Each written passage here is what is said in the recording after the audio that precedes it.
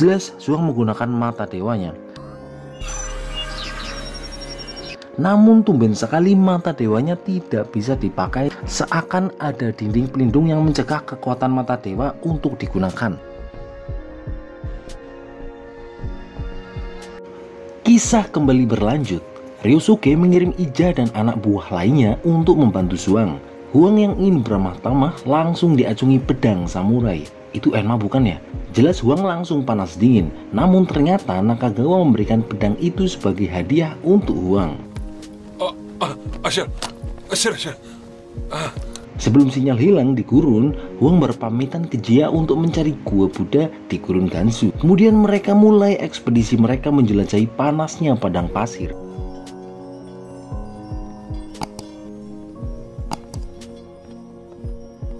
Huang mulai berisik mencomblangkan Peng dan Ijah yang memiliki pembawaan dingin dan selalu serius. Di penginapan, datang Feng untuk mengucapkan terima kasih, namun Zhuang sudah berangkat. Mereka mulai bersiap bermalam.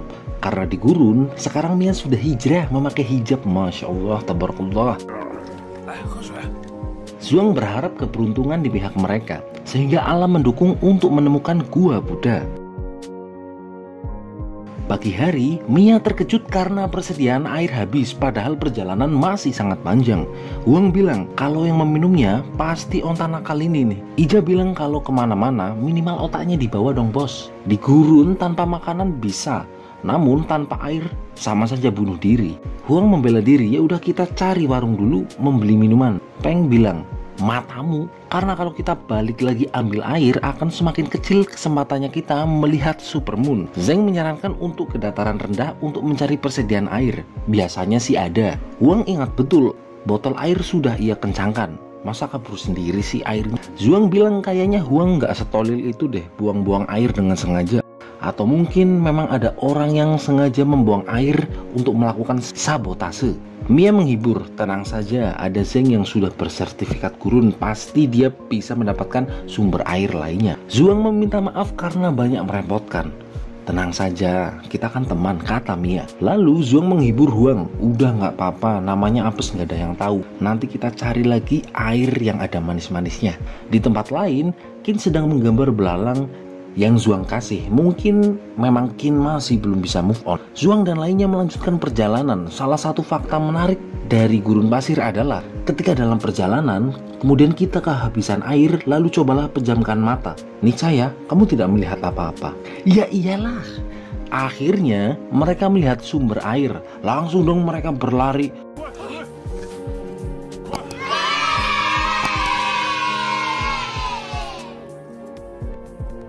Tapi kok kotor banget ya? Nggak apa-apa lah, minum aja. Kemudian gerombolan orang bermotor dan bermobil datang. Ternyata dia adalah Toing dan anak buahnya.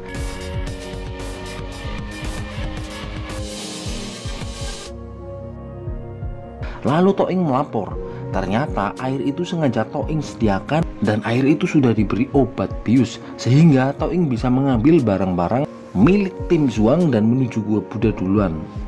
Emang licik ini orang. Benar saja Zhuang dan lainnya tepar. Namun Zhuang terbangun karena bermimpi mau dibegal Nona Qin. Zhuang mendapati yang lain memang sudah tepar, lalu membangunkan semuanya.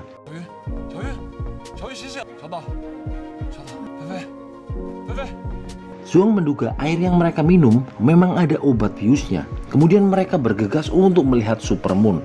Karena curang, Toing sudah menemukan gua Buddha. Mereka masuk dan sebagian menunggu di luar.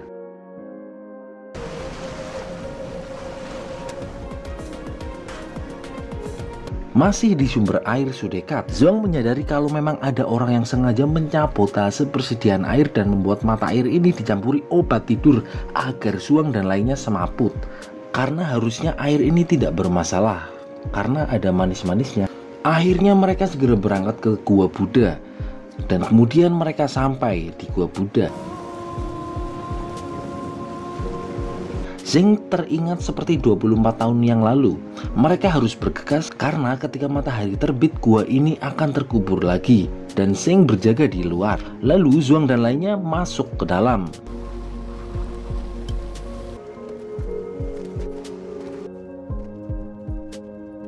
Di dalam gua terdapat gambar-gambar Buddha. Zhuang masih dimik-dimik mencari petunjuk, lalu Zhuang mendapati pintu di sana.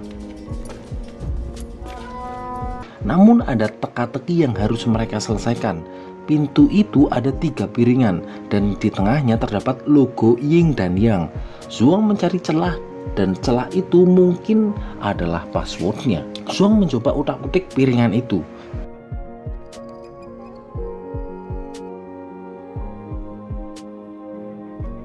Setelah mencoba beberapa gerakan, tiba-tiba pintu terbuka.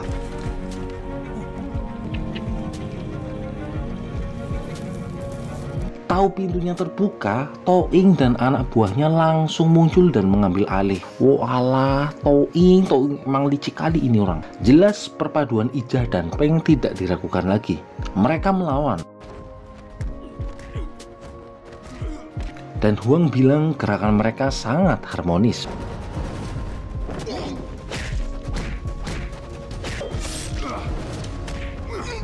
Namun karena sudah ditudung pistol, mereka sedikit mereda. Mia tahu kalau Toing cecunguk bos Hao. Toing memaksa Zhuang dan yang lainnya masuk, namun Zhuang memberikan syarat. Toing ngegas, "Oh, kewanen kau yang jaluk-jaluk syarat, ujari aku dukun apa?" Namun Zhuang bilang syarat ini demi masuk ke dalam dengan selamat. Zhuang minta jangan menyakiti teman-temannya. Toing menjawab, "Tergantung suasana hatiku." Kemudian mereka dipaksa untuk masuk. Ijah yang sudah lama berlatih ninja di Konoha bisa mengejutkan Toing dan lainnya dengan mercon no jutsu.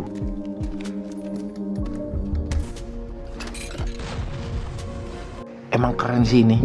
Akhirnya Zhuang bisa masuk tanpa tekanan dari Toing. Ternyata di balik pintu itu merupakan labirin. Zhuang menemukan sebuah ruangan luas seperti yang ditemukan Zheng 24 tahun yang lalu. Kemudian Zhuang mencari petunjuk tentang mata dewa. Ijah merawat tangan Peng yang sempat menahan pukulan dari anak buah Toing. Wih, mulai tumbuh nih benih-benih rasa sayang. Lalu Zhuang menemukan kartu tanda mahasiswa yang bernama Wang Chao dari Fakultas Arkeolog. Nama orang itu pernah ada di catatan kakekku. Zhuang juga menemukan berkas-berkas tentang makam Feng Quan. Nakagawa bilang kalau gua Buddha adalah kunci memecahkan rahasia mata dewa. Mia menemukan surat keluarga yang isinya tentang tim arkeolog yang tidak sengaja menemukan gua Buddha ketika terjadi badai pasir saat supermoon. Lalu Zhuang meminta yang lainnya untuk mendorong patung Buddha karena Zhuang menduga ada pintu di bawah altar. Dan benar pintu rahasia terbuka. Zhuang menemukan sebuah bingkisan yang merupakan peta yang menuju makam Feng Quan.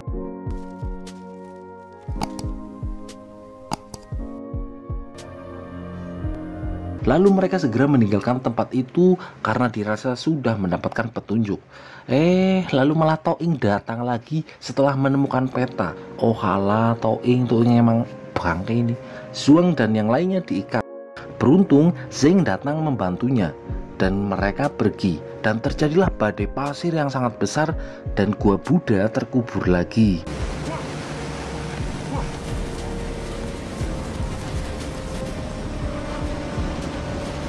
Mereka kembali lagi dari gurun dengan keadaan seret dan penuh dengan keputusasaan karena peta yang diharapkan sudah diambil oleh Toing.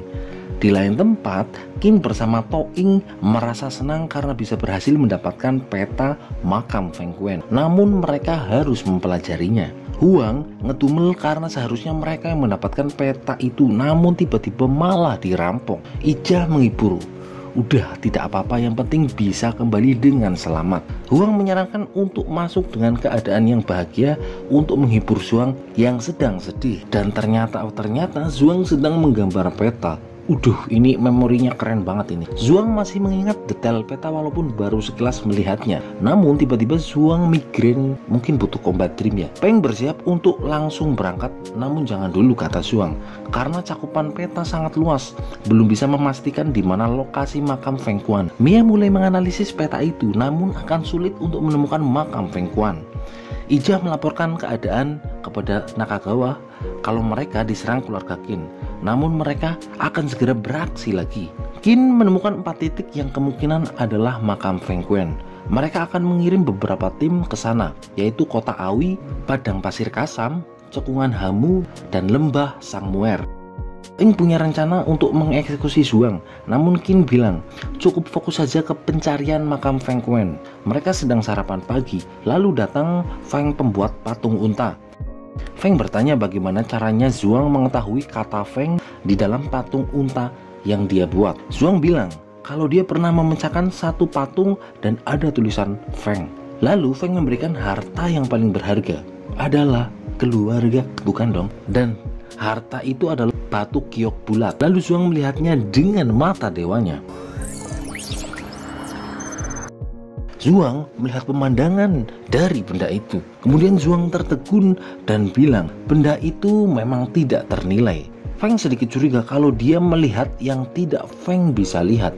Benda itu adalah peninggalan dari Feng Quan. Dan kalau itu adalah pusaka keluarga, berarti apa hayo? Feng bilang kalau Zhuang adalah orang yang keluarganya tunggu-tunggu.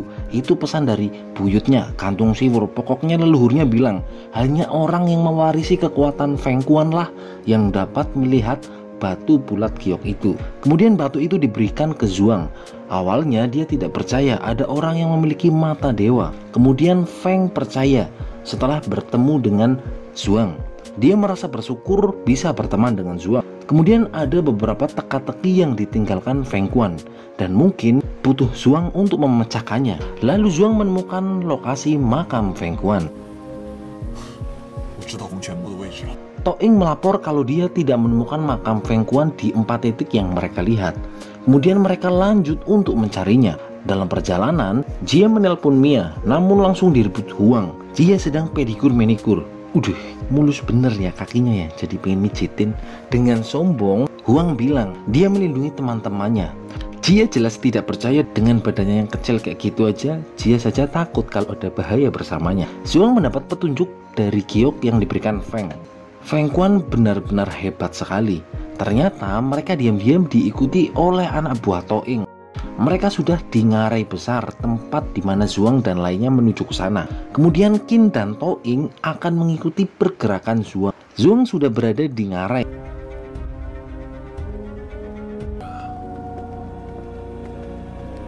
Keberadaan mereka sudah diintai oleh kaki tangan anak buah Toing. Qin dan Toing sudah standby memonitoring setiap pergerakan Zhuang.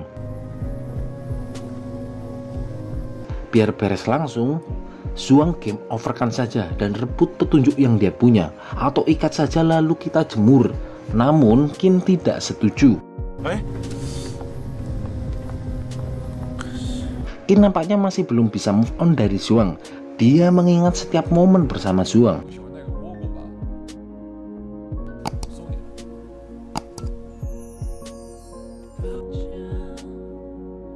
Lalu Toing datang merusak momen itu. Toing memberikan teh ela-ela, namun sudah dicampur dengan obat bius. Lalu Toing menyuruh anak buahnya merebut peta yang dimiliki Zhuang. Tidak peduli mau Zhuang hidup atau tidak. Qin yang masih setengah sadar tidak mengizinkannya untuk melukai Zhuang. Kemudian Toing ngegas, kalau bukan karena Qin, Zhuang sudah meninggal puluhan kali. Ini Toing ngigo kali ya, meninggal mah cuma sekali keles. Dengan prengas-prengas bilang sudah tenang saja, terima beres. Kemudian para archer bersiap mengeksekusi kelompok dari Zhuang. Kemudian salah satu dari mereka, Ham Xiong,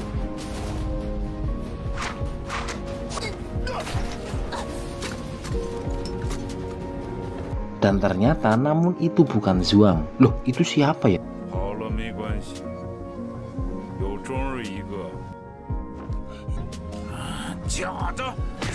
Di tempat lain dini hari, Zhuang masih mencari petunjuk ke lokasi. Ternyata Zhuang sudah merencanakan untuk membagi tim menjadi 2 kelompok. Tim Zhuang mencari makam Feng Quan di ngarai, sedangkan Ijah menjadi penarik perhatian Qin dan Toing. Ijah dan pasukannya akan menahan Qin selama mungkin. Ijah kabur dari serangan Toing. Ijah berpisah menuju Zhuang. Qin berpura-pura sakit perut, kemudian dia kabur dari Toing.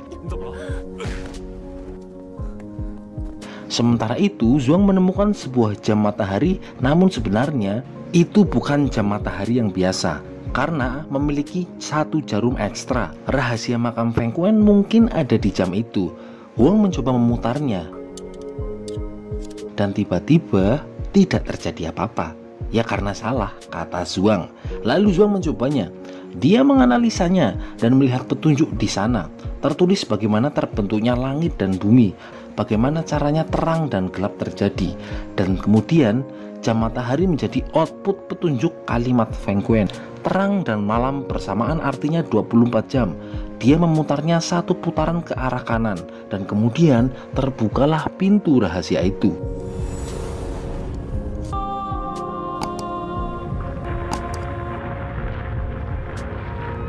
Mereka menuju ke dalam. Tiba-tiba Qin datang, dan Toing yang sudah tahu Qin kabur langsung gas mencari Nona Qin. Qin datang dan bilang kalau kelompok yang lain dari tim Zhuang sudah diserang oleh Toing. Rencana Zhuang sudah ketahuan. Toing sedang dalam perjalanan. Huang bingung, bukannya Toing orangnya Qin, kenapa sekarang Qin menolong Zhuang? Qin bilang kalau Toing akan membunuh Zhuang, namun Qin melarangnya dan dia malah diberi obat tidur. Mia bilang, kenapa Qin membocorkan rencana Toing? Bukannya dia juga mencari makam Feng Kuan? Ya, Qin mencari makam Feng Kuan, namun tidak dengan cara menyakiti, terutama menyakiti Zhuang Ri. Namun Zhuang masih tidak mempercaya Qin. Kemudian Ija datang dan bilang kalau apa yang dikatakan Nona Qin ini benar. Ija menyarankan segera pergi karena anak buah Toing datang dengan bersenjata lengkap. Mia menyarankan tetap mencari makam Feng Kuan. Kemudian Peng bilang siap melindungi Zhuang. Begitu juga Ija siap mempertaruhkan nyawa dan raga melindungi Zhuang. Mereka masuk, namun Mia melarang Qin untuk ikut masuk. Karena Qin adalah outcast atau orang buangan, akhirnya Mia mengancam jika dia menyakiti Zhuang maka dia akan menyesal, dan dia diperbolehkan masuk. Mereka masuk dan keadaan di dalam gelap gulita, nggak ada burjo atau warmindo. Iyalah, namanya juga gua. Tekstur dinding gua tidak beraturan. Mia menduga ada orang yang pernah masuk. Lalu Zhuang menemukan tengkorak, dan kemungkinan balungan itu adalah tim arkeolog dari kakek Qiming. Ija sedikit doyong dan dengan sigap Peng menyangganya. Uduh, cihuy. Mereka bergegas, takutnya batu stalaktit pada jatuh. Toing dan anak buahnya mengalami kendala karena mobilnya mogok. Lalu anak buah Ryosuke Nakagawa memberikan pelajaran dengan memplinteng anak buah Toing dari bukit. Uduh, syukurin.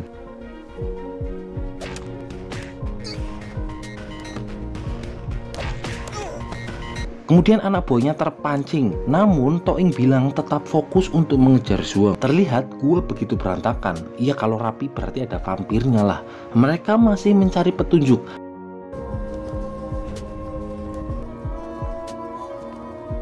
Mereka tiba di bilik tengah dan menemukan banyak lorong.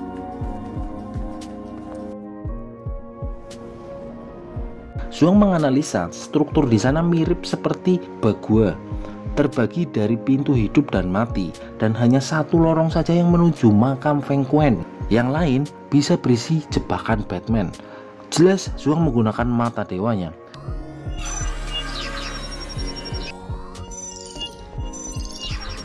Namun tumben sekali mata dewanya tidak bisa dipakai, seakan ada dinding pelindung yang mencegah kekuatan mata dewa untuk digunakan.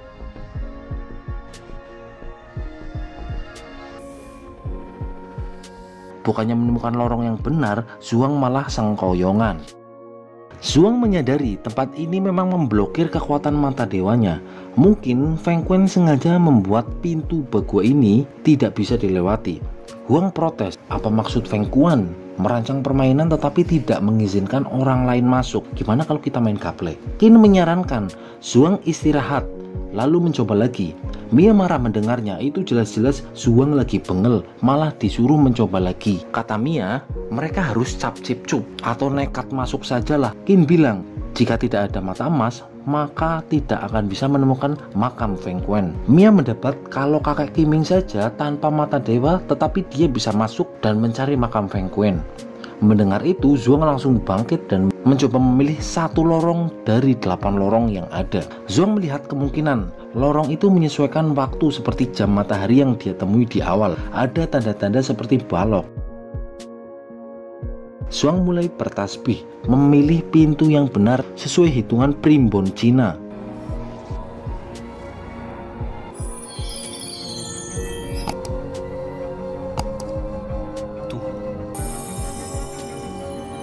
Piskul-piskuntul baris dan Zhuang pusing karena muter-muter. Di pintu masuk, Toing dan cecunguknya tiba. Karena pintu masuknya sudah tertutup, Toing akan membeledukkannya dengan bom. Zhuang sudah mengeliminasi 6 pintu, sisa 2 pintu. Kemudian terdengar suara bom milik si Toing, dan itu membahayakan Zhuang dan lainnya karena bisa terkubur di dalam gua.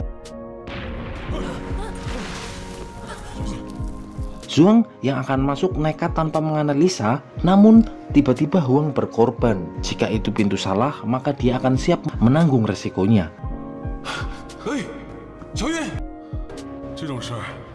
Dengan berbekal nekat dan lusinan jimat, Huang pun masuk. Toing ternyata juga sudah masuk ke dalam gua. Lalu Huang keluar lagi dan dia menemukan pintu yang tepat. Ternyata Qin tidak ikut masuk. Dia bilang ingin mengalihkan perhatian Toing. Kemudian Qin tersenyum karena Zhuang mengkhawatirkannya.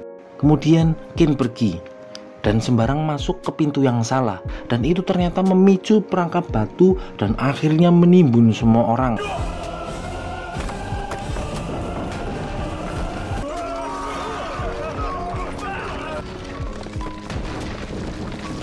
Dan mungkin sekali termasuk Nona Qin. Zhuang dan lainnya selamat. Zhuang terlihat sedih dan mengingat tentang Qin kalau dia memang tidak ingin melukai Zhuang. Namun bagaimanapun mereka harus melanjutkan perjalanannya. Toing terlihat selamat walaupun mukanya cemang-cemong. Ini orang kebal sekali ya. Zhuang dan yang lainnya tiba di ruangan baru dengan dinding yang penuh dengan gambar mata. Mia menemukan sebuah lubang. Mungkin itu peninggalan dari tim arkeolog. Kemudian mereka masuk ke dalam. Namun Zhuang bengong dan tiba-tiba bertemu lagi dengan sosok Feng Quan. Dia bilang, "Masuk saja Zhuang. Mungkin di dalam ada barang yang selama ini Zhuang cari." Namun Zhuang menyadari terlalu banyak pengorbanan yang harus Zhuang lakukan untuk mencapai titik ini. Zhuang bilang Feng Quan mendesain susunan bakun dan memblokir kekuatan mata dewa agar Zhuang tidak bisa masuk. Namun Zhuang bisa tetap masuk. Di sini Zhuang tidak bisa memakai mata dewanya, kata Feng Quan. Kemudian Zhuang masuk. Mereka memang menemukan sebuah makam. Masih ada beberapa balungan dan peralatan tim arkeolog terdahulu. Huang menemukan emblem Unif namun bukan milik kakeknya.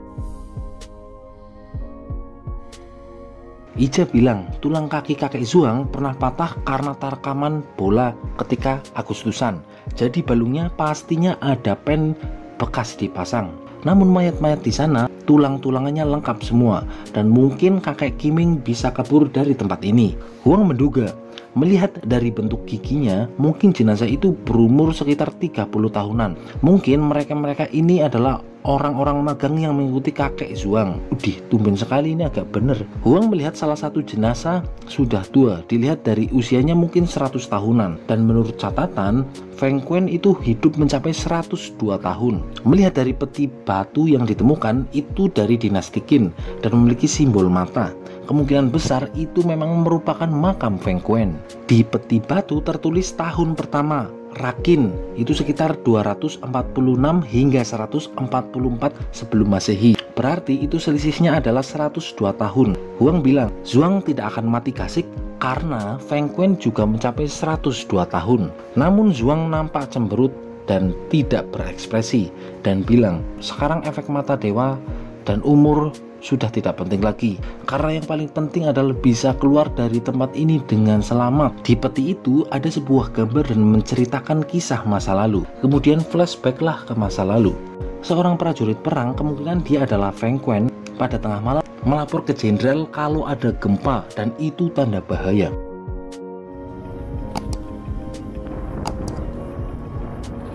Jenderal langsung marah dan malah mengusirnya. Diberi peringatan malah marah. Kemudian perang akan terjadi.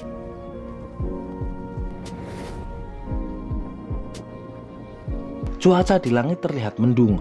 Mereka nampak bersiap berperang. Langitnya teduh mirat-mirut gari tiba netok. Musuh kemudian mulai masuk. Terjadilah peperangan antara tim kotor dan tim bersih. Feng Kuan berperang dengan khidmat. Dia nampak ahli. Dan tiba-tiba terjadi hujan meteor dan meluluh lantakan medan perang.